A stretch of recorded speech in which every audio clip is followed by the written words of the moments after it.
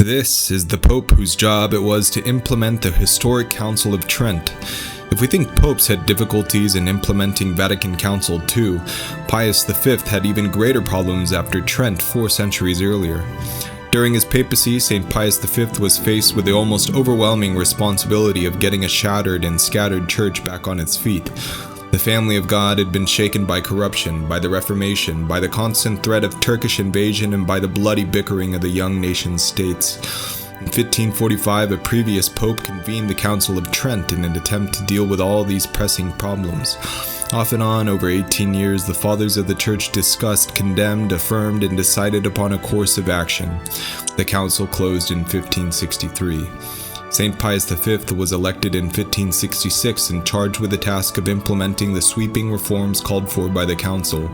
He ordered the founding of seminaries for the proper training of priests. He published a new missal, a new breviary, a new catechism, and established the confraternity of Christian doctrine classes for the young. St. Pius V zealously enforced legislation against abuses in the church. He patiently served the sick and the poor by building hospitals, providing food for the hungry, and giving money customarily used for the papal banquets to poor Roman converts. His decision to keep wearing his Dominican habit led to the custom, to this day, of the Pope wearing a white cassock.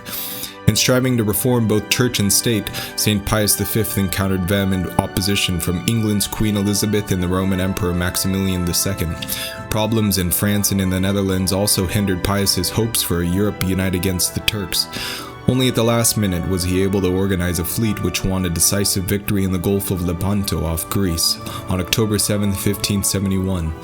St. Pius V's ceaseless papal quest for a renewal of the church was grounded in his personal life as a Dominican friar.